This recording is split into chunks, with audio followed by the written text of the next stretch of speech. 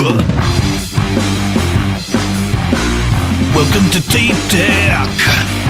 Gonna have a creative conversation.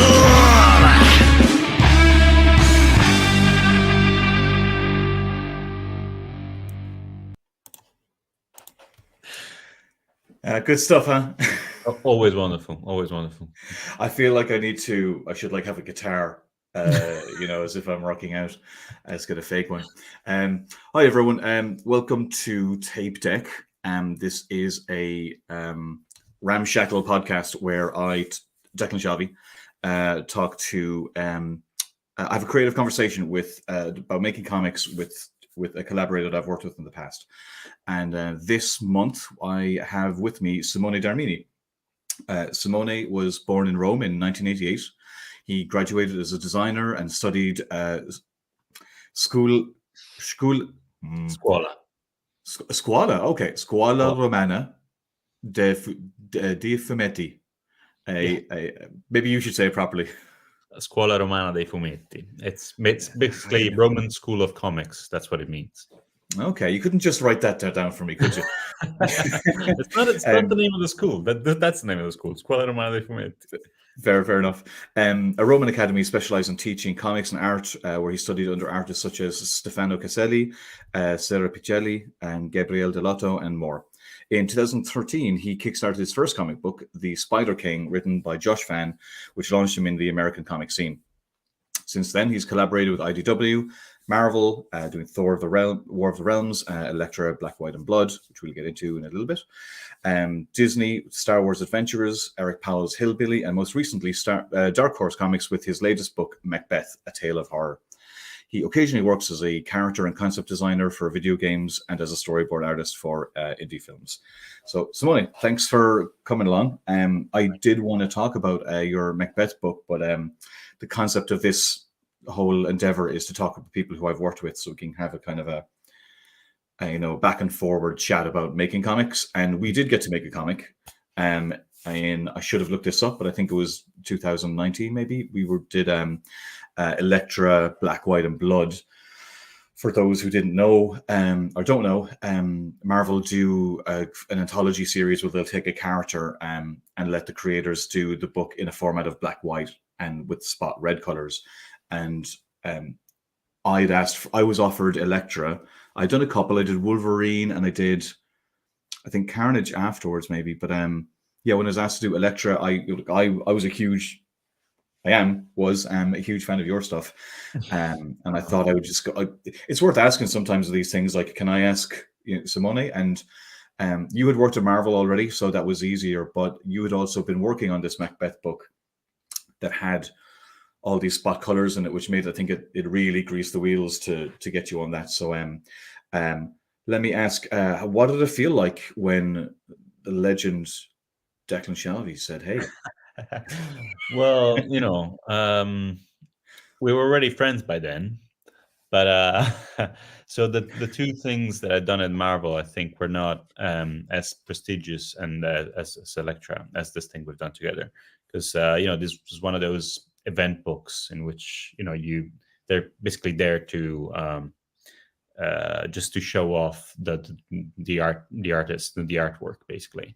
But there are these showcases of different artists, and I was, of course, terrified when he asked me to do it.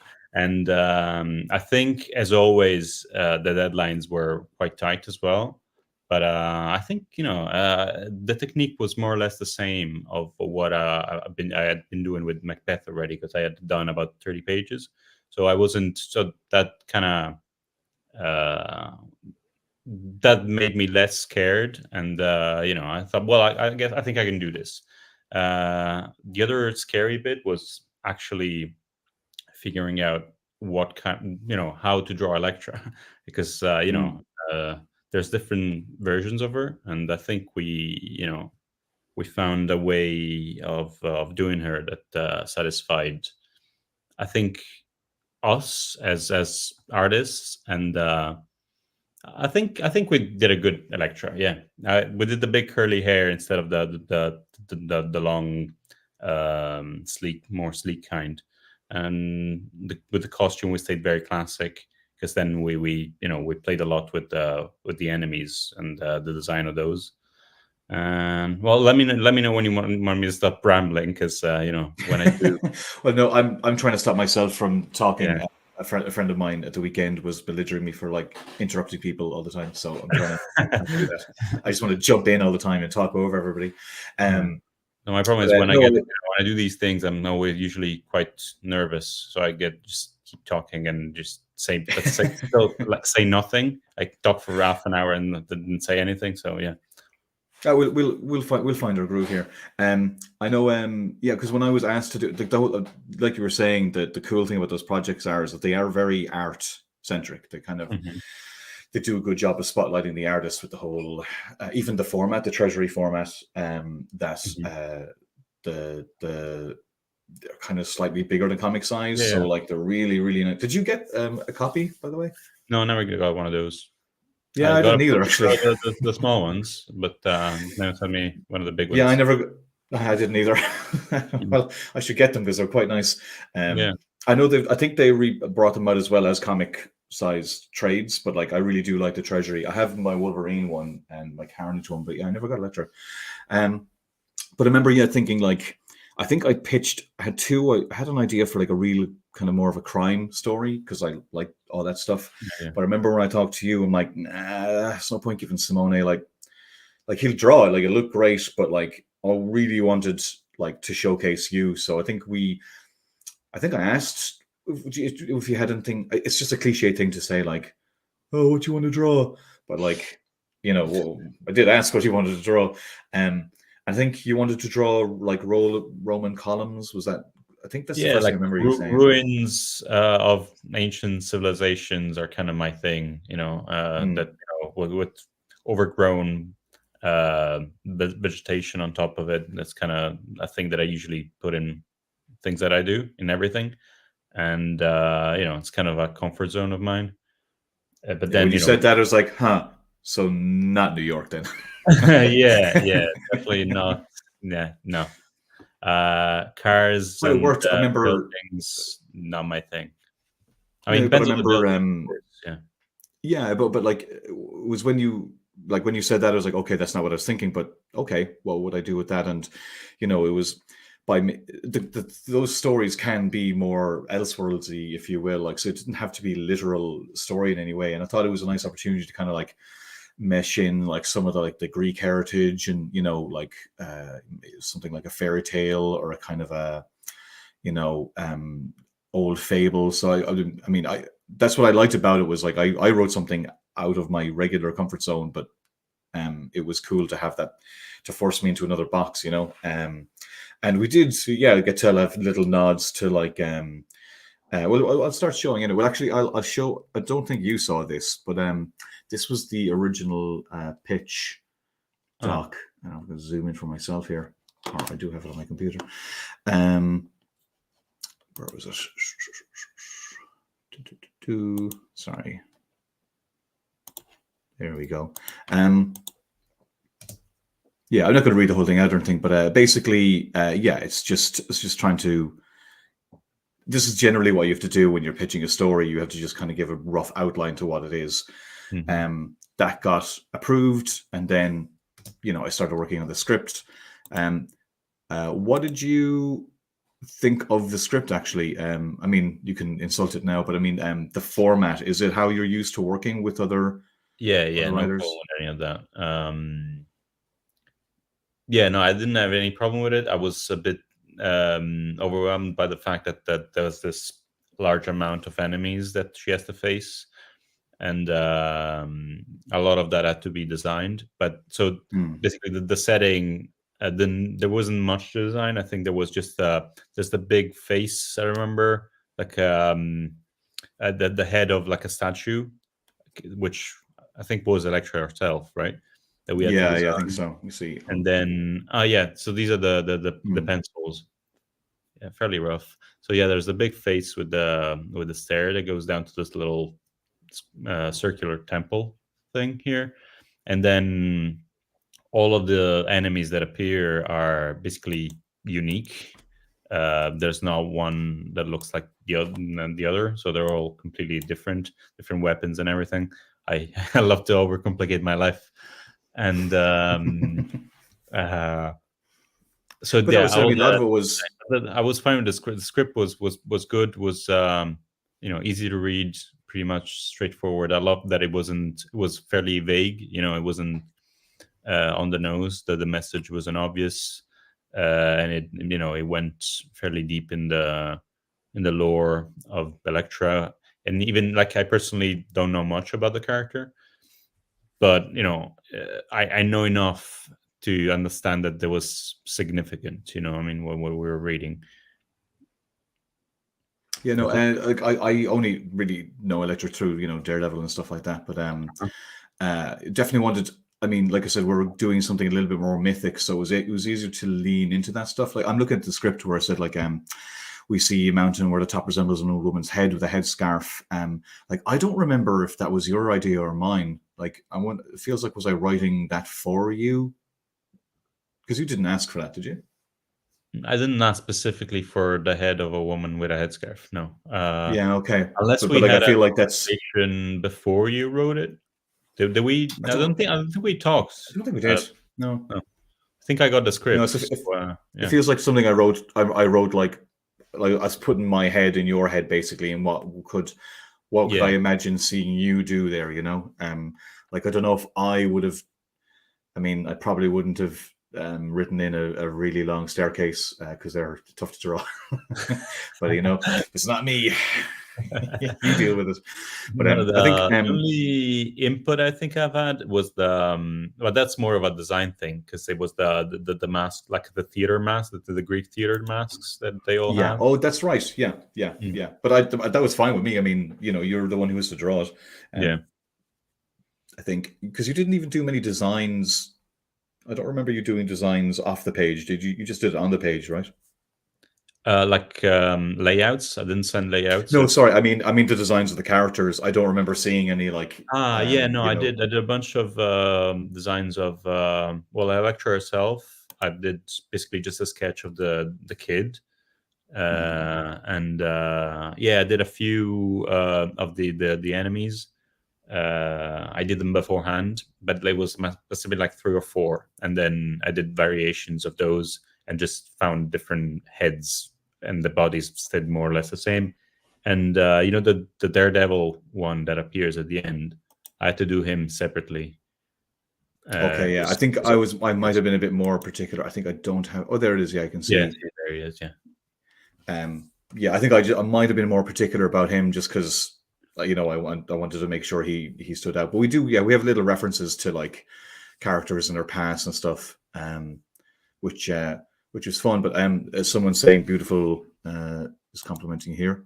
No, thanks a lot. I can't really read any of the chats or the message. That's okay. Everyone's just saying I'm great, so it's fine. But this is a compliment for you. But actually, I should point out, because it looks. I think if you look at these pages that we're showing here, you would think these are the finished pages, but they're not. These are your pencils. These are the pencils. Yeah.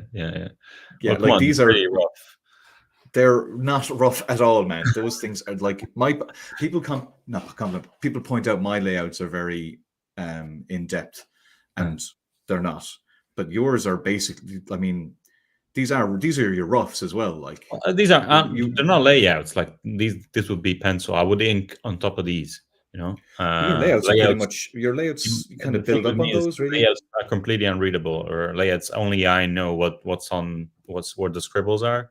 And then I go straight to pencils, and it takes me a while to do the pencil because I didn't spend enough time on the layouts. So you have to move things around on the page. But I feel, doing it digitally, it's easy to move things around when you're doing a pencil. There's nothing that's set in stone yet. Is this to stay? I mean, clearly you worked out what was going to be read, but like, was there?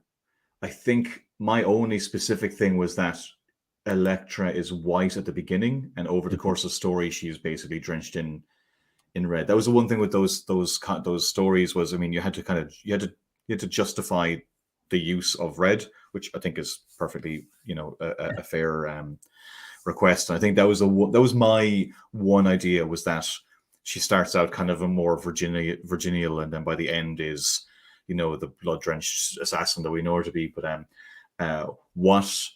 you have all the villains in red, and you have the girl. Like, what was did you have any specific ideas of what you wanted to do with the red concept?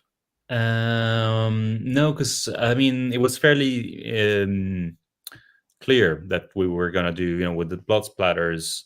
So it was a little bit complicated to figure out what I want to become drenched, throughout the pages, throughout the different panels, and throughout the pages. So until basically by the end, she's dressed in red instead of white.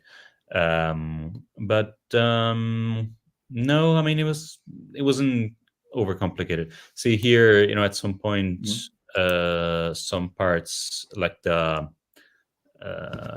bandages she's got on her hands now are red, and the blood dripping is making most of it red, and then eventually, by the end, see on basically the last couple pages is completely in red. I think I'm really happy with how that came out, man. I think it really, really, like, not that it's it's such a brilliant idea, but I think the way you did it really, really made it work. Also, I noticed, like, the red on her is way more like pure red. All the other villains are kind of like a slightly darker one. Did you have lots of? Because I was looking at Macbeth, and I can see you have. Even though it's like basically one color you're using, you'll have ranges of it. So had you had a lot of practice? There's some orange as well in that, and very rarely a bit of green. But mostly, that's also, justified narratively. Sorry. And with Macbeth, sometimes there's a bit of oranges, so it goes from orange to very dark red. While here it's pretty much just two kinds of red. There's the pure blood red, and then there's the red of the different enemies, and of course shades of it, because there's a lot of scenes in which of panels in which there's a lot of people on like the double splash page. There's 30 people on see there. So you have to do different shading of it, but it's more. Yeah, that head up front is like a lighter tone, but it's a lot less saturated than the blood on ELEKTRA. At this stage, you could go like, well, Simone knows what he's doing because he's working with spot color. But were you was a part of you going like, oh God, I give anything not to use spot color? More like, you would think that I would know better than to draw that column there in that way, because we've talked about this before, how much I hate that column. So I don't know how I couldn't figure it out while I was drawing it. It's completely off perspective. It doesn't make sense. It's a fantasy scene. Nothing. Why are you even pointing it out to everybody? Who cares? I've done it. They bought the book already. But also it's fine. Like, it's perfectly. Yeah, you're right. It doesn't match the staircase, but it doesn't matter. Like, it's there's something ethereal about this story. So you could. Sure. Even the I'm trying to think, the first page. No, it all makes sense, I guess. But it's all a little bit loose. It's not, it's not grounded or anything like that. Yeah. So this is why I don't do New York. Yeah. Otherwise, I'd have to be there, doing the actual. But even, and you work digitally too, which is, I love a lot of the mark. Like, I really, really like your mark making, and I don't see a lot of that type of mark making with digital stuff. But this is you do it all. You work digitally now the whole time, don't you? Yeah. Usually, if I got enough time, I will do the inks on paper. I always do it for like covers or illustrations and things like that. For pages now. If I got time and it's a page that's worth it, I'll do it on paper. But the pencil's always digital. Okay, but I even loved like how that little I'm looking at the first page, that second panel, like just the squiggliness of the white line in her hair, like it's just lovely. I love all that stuff, But yeah, we're looking at the layouts here. We haven't even seen the actual like pages. These are the inks. yeah, these are like, yeah. So these are the black. I'm showing the black and white pages now before you did your actual color in the finals. But Mhm. man, like I really like how you've retained that kind of like gestural elements of the layouts. They stay in the page, no matter how much more refined ink work you're doing. You're able to keep that kind of blocky element.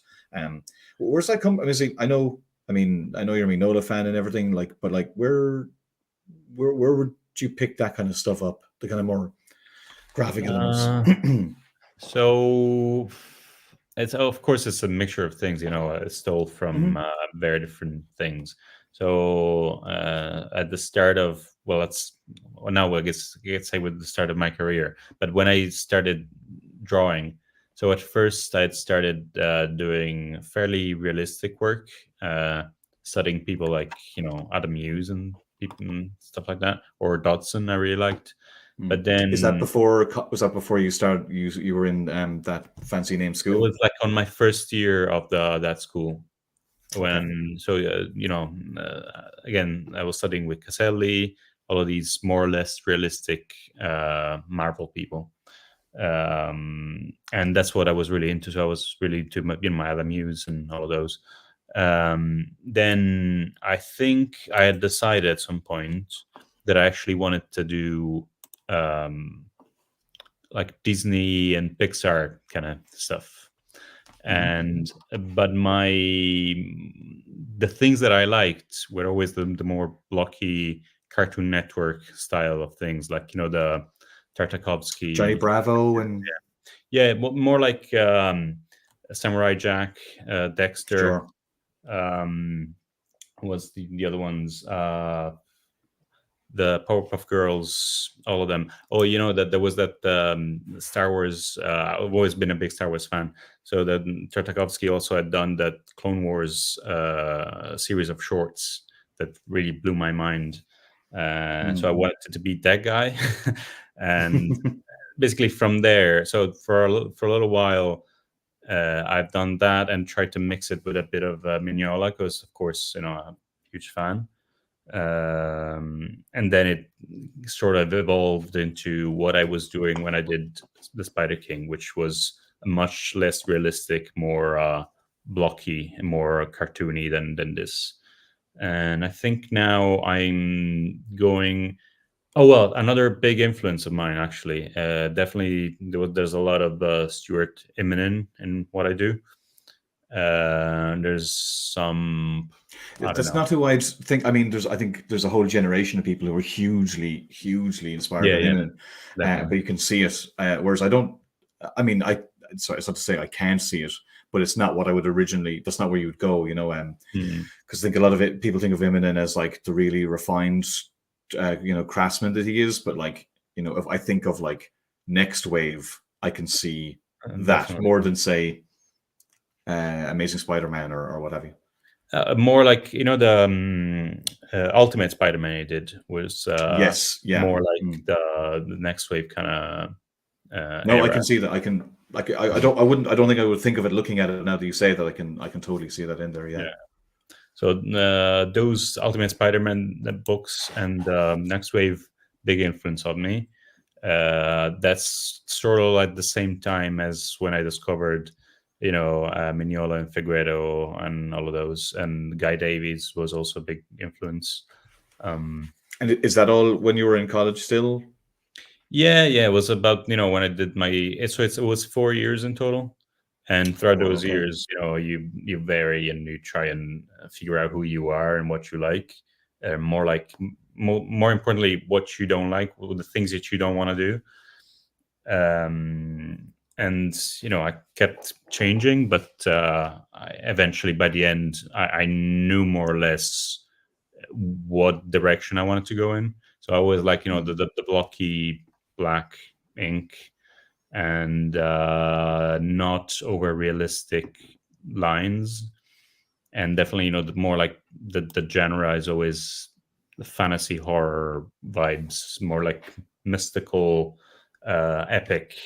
That lot of attention on the costume and character design aspect of things, which is what I enjoy most doing, probably. Yeah, that's it. I think I like looking over these pages, the black and white. Looking at the black and white.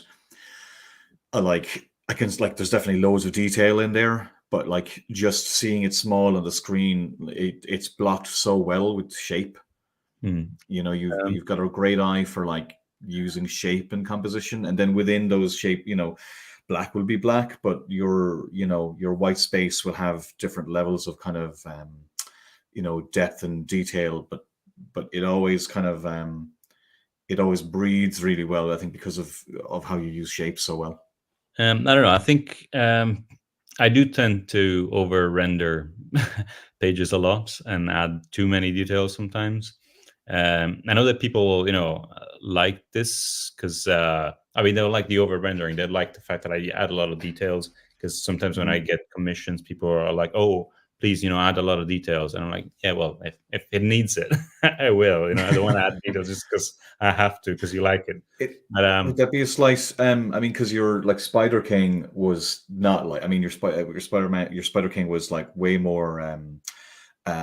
Sort of looking for like stylized shape that way. There wasn't as much like nuts and bolts detail like you do now. Is that because you felt like you needed it, or that you just got better drawing and wanted to draw more, or is it even deliberate? Did you I just don't know. kind It's probably actually sometimes is I realize I might not draw at this detail that I'm doing, but I don't want the reader or whoever is commissioning it to think that I'm being lazy. Sure. So it's a subconscious thing. No, but I don't know. It comes naturally when I really like the doing the costume designs and these kinds of things. So I'll get fixated on, well, I need to do that little detail on the belt because it's there and we should see it. Of course, if it's really far away, I will not do it. I will, it'll become a little dot or something. But I need to, it's there, and I want to show that it's there. Sometimes, I think I'm getting better at avoiding, the really unnecessary over rendering of pages, which in most cases is really detrimental. It makes things worse. It makes things harder to read. Sure. So, for example, again, Spider King, which I'll always remember as that time when I was learning how to make comics while making one, basically, because I had never done a full book.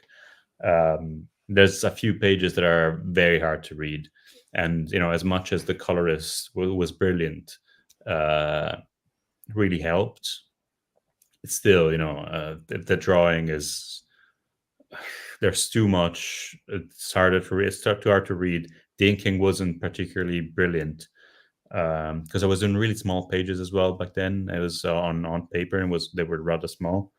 It's just some pages are a bit of a mess, but it's okay. It's the first book I've ever done. People liked it anyway. Would you have drawn many pages? When you were in college, would you have drawn many pages?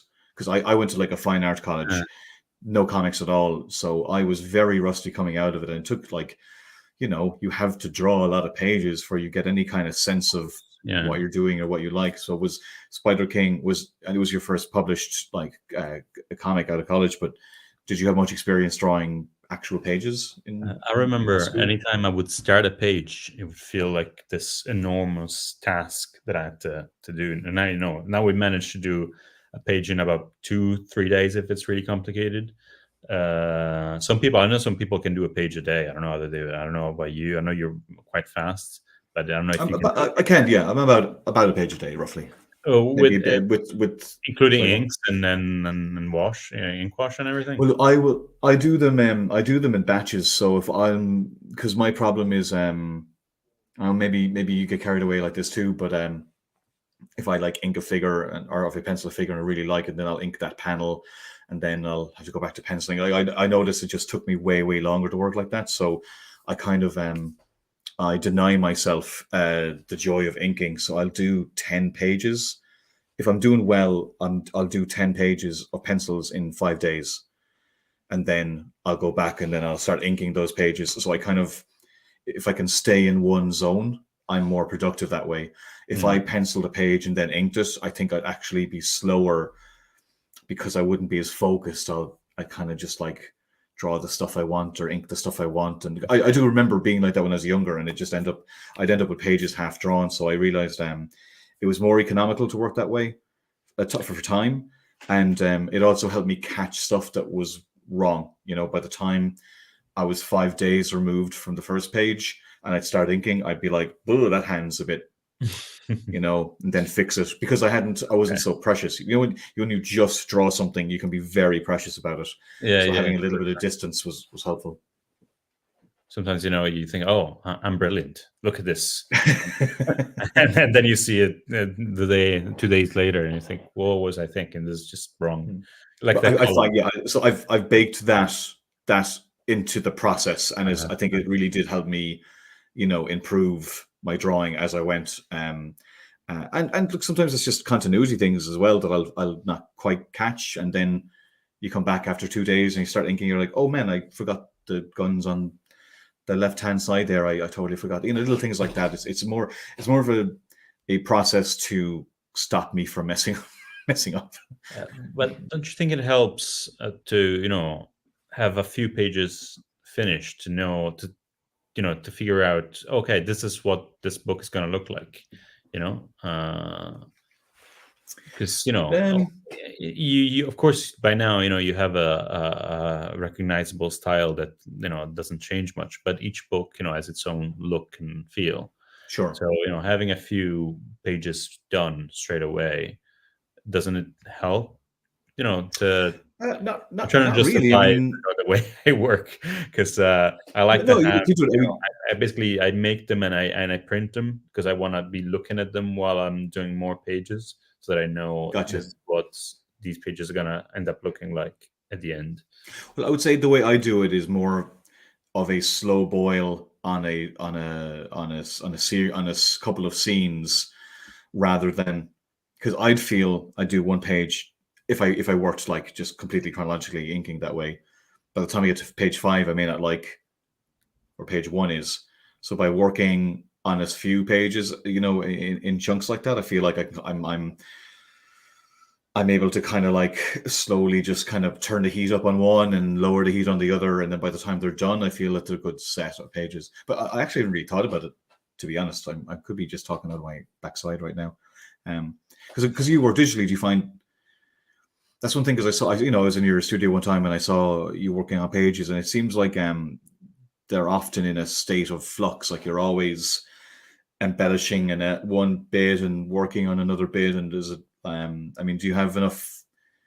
Clearly, you do have enough focus, but do you find it hard to focus on one element, or do you in general? Yeah, I have trouble focusing on everything in general. But when it comes to pages, I'll usually ink 2 or 3 pages at the same time, because I do get tired of one specific page that I'm doing on. So sometimes, you know, I'll be drawing a page and then get tired and start inking another one. And then if I get tired of inking that page, I might start inking another one. So I'll have a couple pages of inks, of like a couple files of inks open while I'm penciling something else. So usually I'll do 4 pencils and 2 inks. Sorry, I'll do 4 pencils. I will ink them and go in between the 4, and then I'll draw 4 more. Of course, by the stage, I usually have layouts done, so I know what's going to happen, you know. And the script, I tend to read the script a few times and do sketches, so I have a very clear idea of what I'm going to do. So, you know, basically by the time, and I don't know, I do feel the need to have a few pages done before I keep going. Like, you know, if I have to do a 80 pages worth of, well, Macbeth was 80 pages. It wasn't enormously long, but I did work on it in chunks, basically. 20 pages at a time, like as if it was just separate issues. Yeah, and each time I would do blocks of 4-6 pages and ink those and color them and keep going from there. I mean, I'd say maybe like I'll be starting a new book soon, and I'm sure I'll probably ink the first 5 rather than the first 10, and finish those to have a good sense. I know what you mean in the sense of like knowing what it is that you're doing, and like I think also the sense of accomplishment. Like I couldn't pencil the whole book and then start inking. No. 10 is fine, but like 20, no, or like if it's a whole graphic novel, by the time, like I told you, I could probably look back and go like, this needs to be fixed. If I drew like 100 pages and they went back to page 1 to ink, I'd be like, this is like, like you'd end up redrawing it. So I think there's always a level of,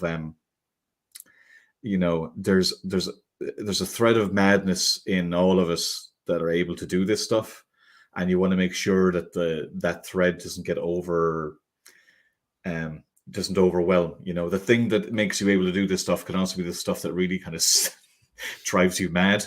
And I think, one of the things I might be good at is like I'm able to kind of like make a path in my head that I'll follow without questioning the path all the time. And I know people who do that, who question the path the whole way along, and then they just kind of end up going around in circles and drowning. I don't know how were you with that stuff?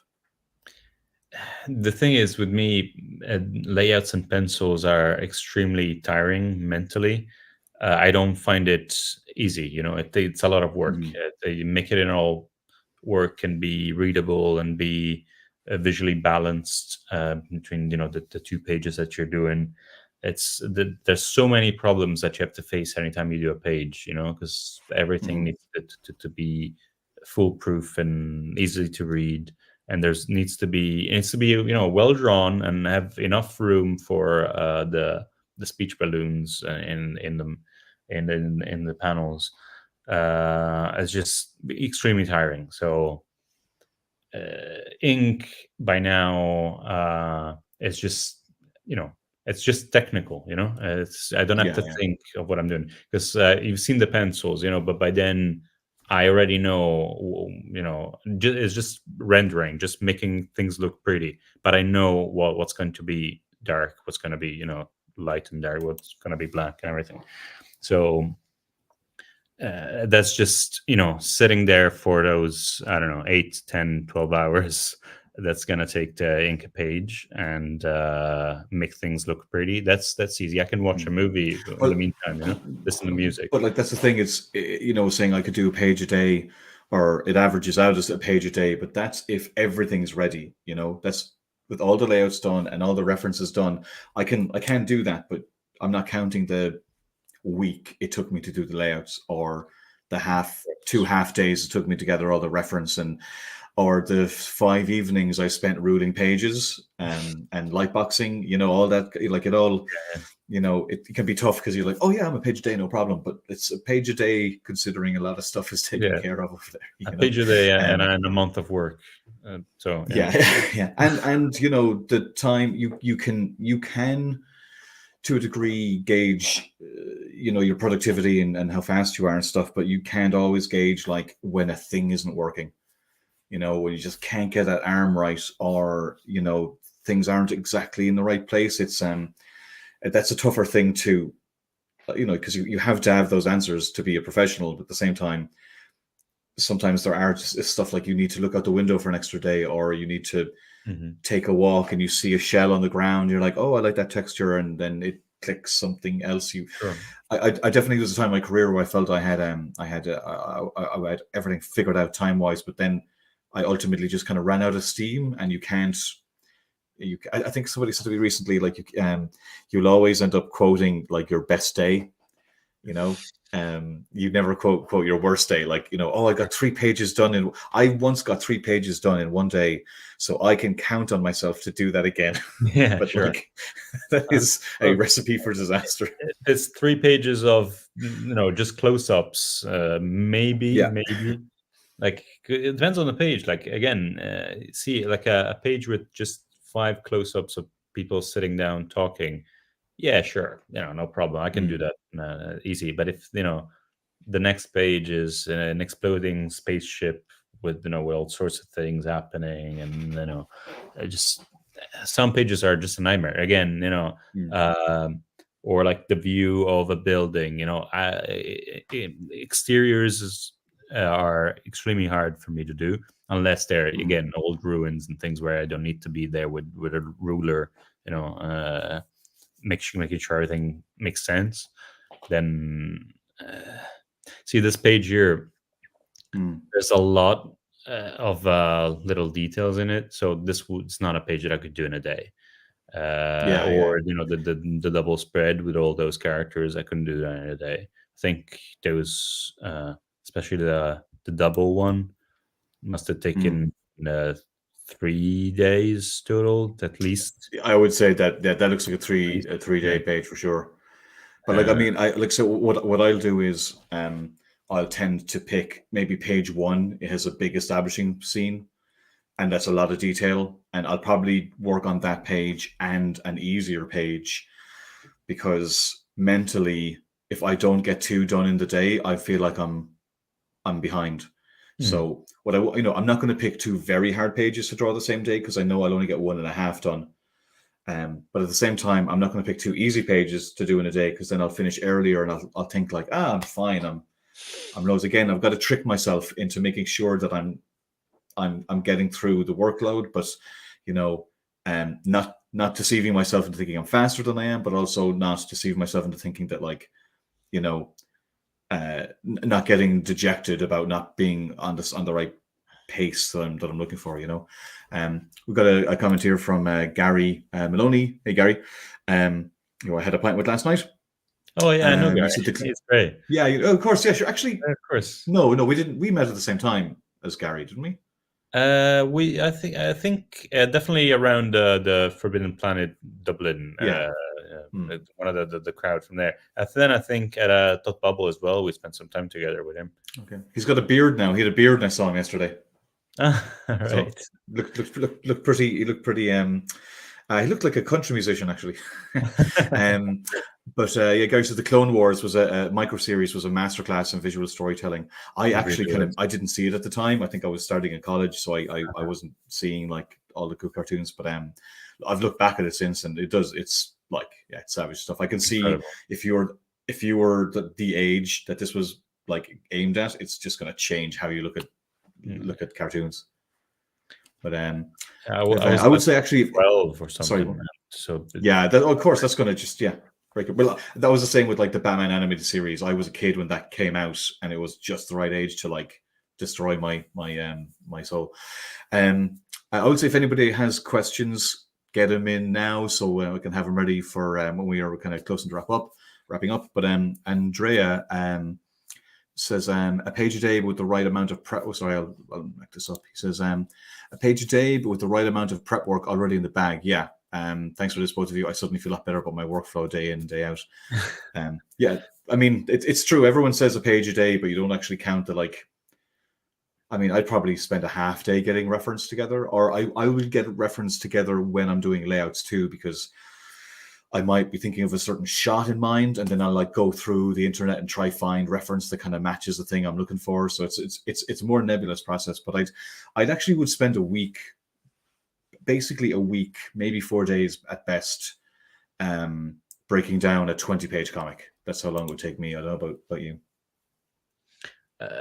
Definitely spend a lot of time researching and finding all the references for all the costumes and sets and things like that, which is absolutely necessary. Fundamental. The reference is absolutely fundamental. I couldn't do much without it.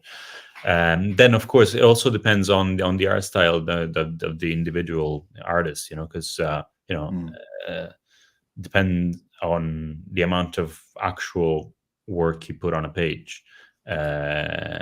Extremely, detailed or painterly kinds of styles will take, of course, unnecessarily longer than more simpler. It's not like the simple ones are easier. Actually, Yeah, I mean, probably there's a the story about Mignola. Somebody said, "Oh, you must be very fast at drawing comics," and he was like, "I mean, I don't know if this is true, but this is what I heard." And he said, "Why?" And they're like, "Oh, because your style's so simple." yeah, As if like, he just throws it down, it's fine. Like, you look at his pages and you can tell they're so considered. And I have friends who can draw hugely complicated stuff very fast because they've got this great, like, intrinsic skill at, like, just figuring things out.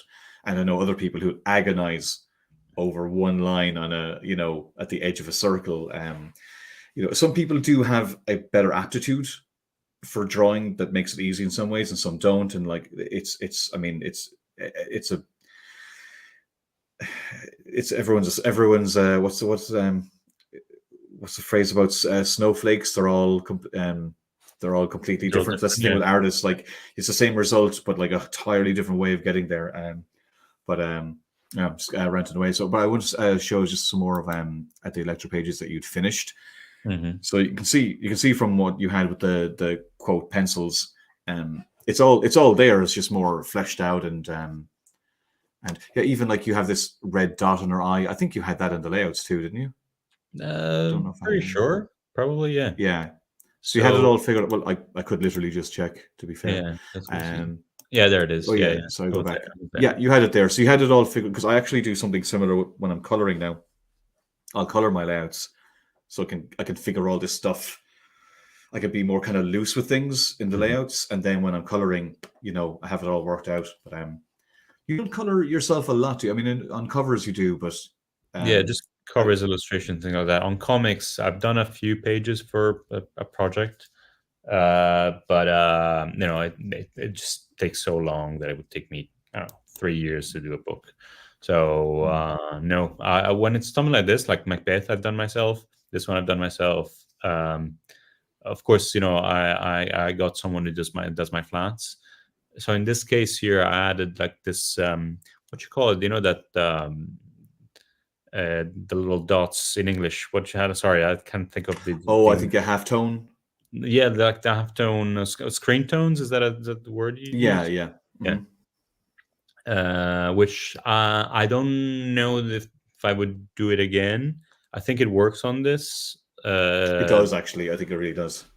I wanted it to have sort of like a vague manga look to it, and they use screen tones a lot because we have this sort of like samurai vibe to it, and like Greek samurai thing.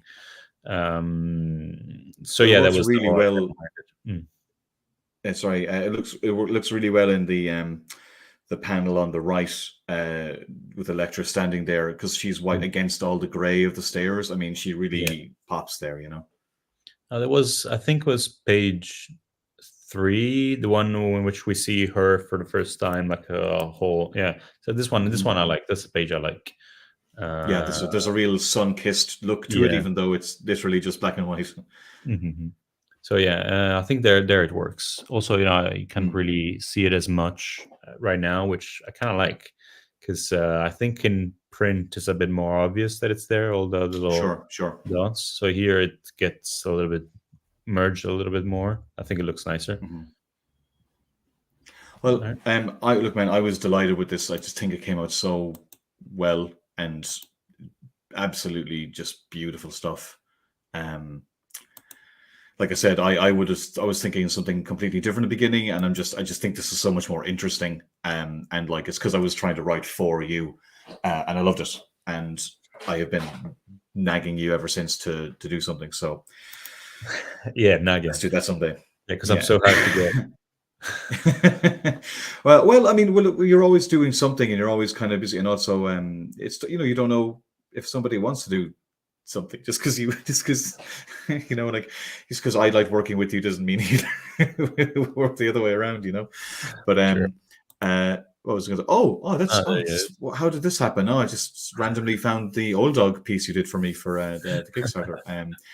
That came out great, man. I think it looks fantastic. Again, like I wasn't expecting those colors. Like that kind of pale green you have is Uh-huh. I haven't really seen you use much, but yeah, that's savage. But yeah, I want to show where here we go. Some pages from Macbeth, which so if you could just tell everybody what is Macbeth. I mean, everyone's heard of Macbeth, but what is this project? And like you said earlier, you had done some pages previously. You've been working on this basically for what, 4 5 years, years. probably? Yeah. Yeah. I mean, not. I'm not, full on. Of course, I've Oh done no, other I know. things. I just mean like to be working on a thing Yeah. for that long time From amount of time. the It just input to it coming out, it's about 5 years. Yeah. So the writer Stefano Ascari is someone that I know personally, and we wanted to work together. We've tried to pitch a few books around, a few ideas for books around in for the French market, for some French publishers, from American publishers. We had these really nice pages of a fantasy thing that everyone really liked, but nobody wanted to invest any money in. It's just that was in fairly crazy. So what was that? So that was in France, was it? It was in France, but we also showed them to American publishers. Some of them really liked them. Again, loads of compliments. Nobody would invest any money on it. It looked fairly crazy, so I understand. But yeah, it just never happened. So with Macbeth on, we decided we would do this more. From the start, we would think, oh, let's do a thing, with Dark Horse vibes. I knew that we couldn't afford to hire a colorist for it, so I would do it all myself. And just for the sake of making it doable, we decided to go with the gray tones and the red, which would match well with the with the horror vibes, with the bloody horror vibes of the story. And the whole idea was to do a reimagining of it, instead of doing the classic story that we've seen many times. We would take the basic story and do our own thing with it. So we turned it into this Gothic horror version of it, and we really pushed the fantasy horror elements of it. We gave more room to the three witches to develop, and just added a bunch of so in the original there's a lot of characters that show up, say a few lines, and then never seen again. So we merged a few of those in characters that we created, especially for this. And in other occasions we expanded other characters, and for example, the mother of the three witches, Hecate, we really expanded on that character. We changed, well, again, the beats of the story are more or less there, but especially by the end, it becomes a very, we'd go quite crazy with the fantasy horror side of things. It's fairly gory. Of course, all the dialogues have been rewritten and changed, so there's very little of the original Shakespearean lingo. There's a bit of Scottish slang in there because I live in Edinburgh, so I picked up a bit of that, and had a few of my Scottish friends read it, and it was the Scottish play after all. Yeah, exactly. So style wise, I'm just doing me. So without having to please any big publisher, I'm just doing basically what I wanted. So there's a lot of that blockiness in there, even though compared to some of my previous work, it's going a lot more towards the realistic side of things.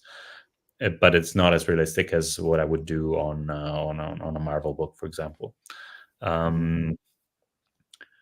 Yeah. What else? So we It's okay. decided You don't have to. You don't have to. I'm just trying to drag anything out of you. You don't have to keep going on if you don't want. But I wanted to ask. Was red the?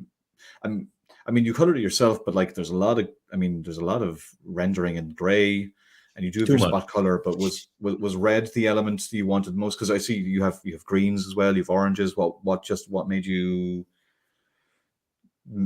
introduce those other colors, or was the idea originally for it all just to be spot reds, and then you wanted more differentiation between Yeah. scenes? Or? Originally was all just gonna be red, but then I realized it didn't give me enough range for when I needed scenes to be more pleasant or calm, and then more like it would take out of the if I need a page in which there's something really scary or aggressive happening, it wouldn't be as striking because we've seen red throughout the whole book. While if there's a nice love scene with a sunset, and I will go towards orange, and then for the scene of a murder, I'll go with red, so it makes the red a little bit more significant. And then throughout the book, it goes, I think, gradually darker and creepier. And there's some bits with some green in it, which is kind of a surprise that you get almost at the end of the book. Like on the last 25 pages, there's some green that shows up. That's of course, without spoiling too much. It has a narrative significance. It's not just there because it's pretty, but I do think I do hope people think it also looks pretty. Also, it came out at Christmas, and the green and red makes it all. I didn't even think of that. Get your festive feel. And what's it feel like now to actually have it done? I mean, like you said, you've been from the beginning. It's been 5 years. Really, do you have it in print yet? Very relieved. I can't wait to be done with it. Now, even having to do the sketches on the book, I'm like, ugh. I thought I was done with these guys. I'm still drawing them. Man, No, I'm still drawing Mr. Knight. The book it'll never be done. It'll always be with you. I hope it'll feel better when I get, my check in the mail. Yeah, I'm sure. But it'll be like, do you have a hard? Right, fine. So, do you have a hard? By now it all feels very, very very pointless. Like, I've done this thing. Of course, I love the actual book. It came out beautifully. I got it here. I was asking. Yeah. It's so. There's like a nice spot gloss on it. It's very pretty. Look, it's all shiny. They did a very good job on it. But nice. I do think, was it worth spending like basically 5 years in total, but actually working on this, probably a year and a half of actual work. Was it worth it? Man, it could have Probably been not. It could have been that you spent 4 years and it never came out. That would be way worse. Sure, yeah, of course. But yeah, is that how you are? When you actually have the object in your hands, I've made this thing, now people are gonna have it in their bookcases, hopefully, if they buy it. It does make worth it, I think. I hope. Yeah. No, I actually do feel like when I hold the thing, because I did my own book that came out at the end of this year, September. You're holding it, you're like, this is my life for the last 2 years, whatever, and you're like, worth it. Yeah, that feeling of holding it, you're like, yeah, this is to just feel like everything you put into all the time and effort, and like it's you got to channel all of your creativity into something, and it's like a real tangible thing. Like that does make it worth it every time for me. The problem is justifying it while you're doing it, because you're like, I haven't gone out this week, You know, you could have done things. Could have gone on that trip. You could have done, you know, that, I don't know, Sure. picnic. You could have gone out with your friends, but instead you're there, you know, doing this thing, and justifying it while you're doing it is, I find it quite hard. But it's a balance, because if you're doing all those things and you're never getting your project done, you're going to be incredibly frustrated that the thing you're working on isn't done. Like it's you gotta hit those things as they come to you. You know, like you will be very unhappy if you didn't get to make the book you're trying to make, and if you're only doing the book, you're going to be very unhappy because you're not having a life. So it's kind of working your way through those two. There's a delicate balance there, you know. And I have been far too on one end for a lot of my life, and I know personally I'm trying to be a bit better for that. Like I went to Dublin for Christmas drinks last night. I'm like, I could have just stayed at home and Good. you know, got something done. But at the same time, I was invited to something during the week, and I totally forgot about it because I was so busy. So, Of course.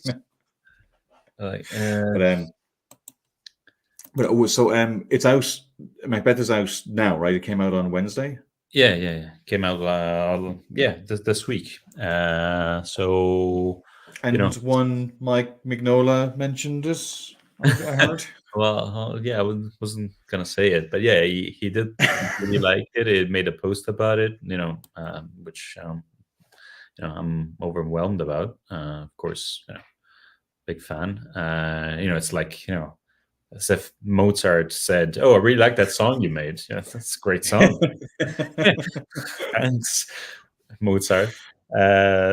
Yeah, it's incredible. Yeah, I'm really overwhelmed. It's, you know, come on, he's great. No, I mean, I couldn't. I met an artist at a show there a week or so ago, and I just went up to him as a fan, and I didn't expect him to know me at all, and he did, and like that kind of made it worse, because then I got really like, you know, I'm full of myself, like, but even I got all like embarrassed, and it Sure. just turned. It made me more of a fan, as in like being not able to talk to him.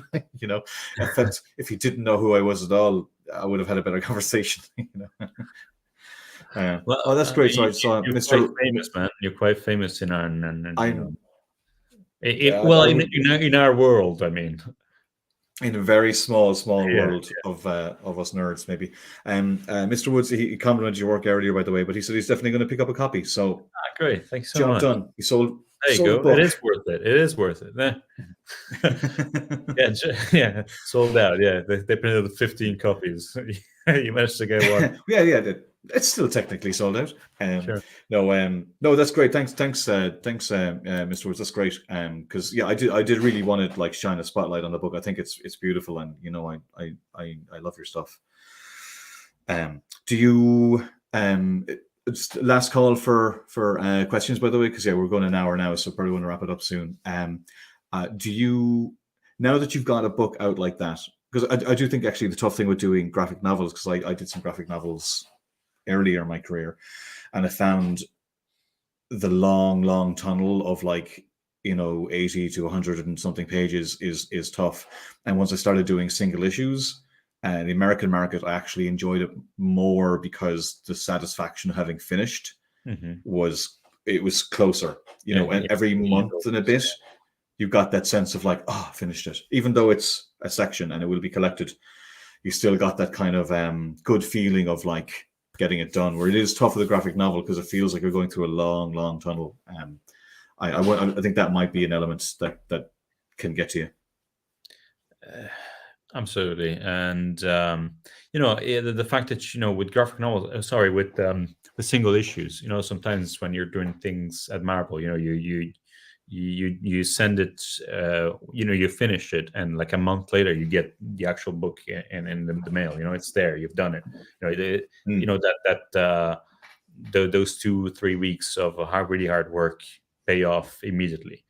Or with these, you know, you spend a year doing it, maybe more, and then sometimes it takes like 6 more months for it to get printed, and you know,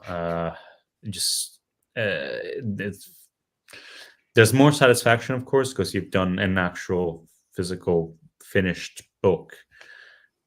but it is, you know, I now know why I've only done 2 of these. Of course, I want to do more. I cannot wait to do my next one.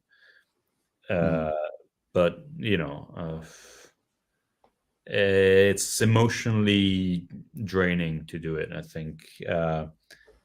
think as artists, you know, to do what we do, we have to be sort of like extremely sensitive, and I don't know. It's I'm not sensitive. You are. on you. It takes a toll on you. What? I said, I'm not sensitive. You are. Of course not. Yeah. I don't know. Well, I don't know how many more books, like long books, I have in me. You know, there's a new one that I'm excited about that I'd love to do. But in the meantime, I'm doing this mini series that I, of course, cannot talk about because I signed an NDA. But I'm doing this part of this mini series, which, you know, I'm fairly happy about. And that's all I can say. And then I'd like to do another graphic novel straight after, and then be miserable and sad again for a little while longer. I look, sure, fuck it. I've been teasing it on my own newsletter that I'm working on like a new creator-owned thing for next year. But like, I might as well just say it here. Like, it's with you. You and me have been talking about doing something for ages. Oh, so, is it with me? But okay, great. Yeah. I mean, I haven't told you about it yet, but yeah. No. That's part of the reason why we've been hanging out so much, I think. But I mean, we don't know if it's going to happen, but yeah, we have been working on something for a while. So I want to. That's the thing. Right. It's a good idea. Let's make it happen. Yeah. No, we will. We 100% will. Just a matter. It's also like going to be the creator-owned thing I work on next year because. I will be working on more Old Dog and stuff, but like that's already been made. This is the one thing that like it is the fun part of like doing your own book is the creating.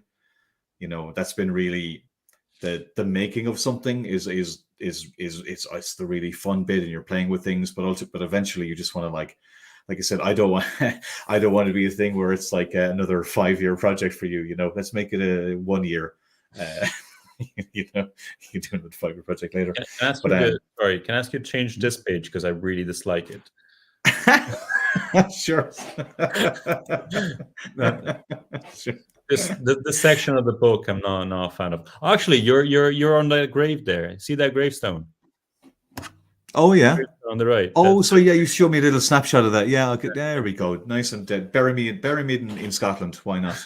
You know, I was there long enough. But was it? Yeah, sure. Look, I'll just see the yeah, Mr. Woods, Gary Maloney says I'll pop this up. Looking forward to picking up my copy during the week. There we go. Okay.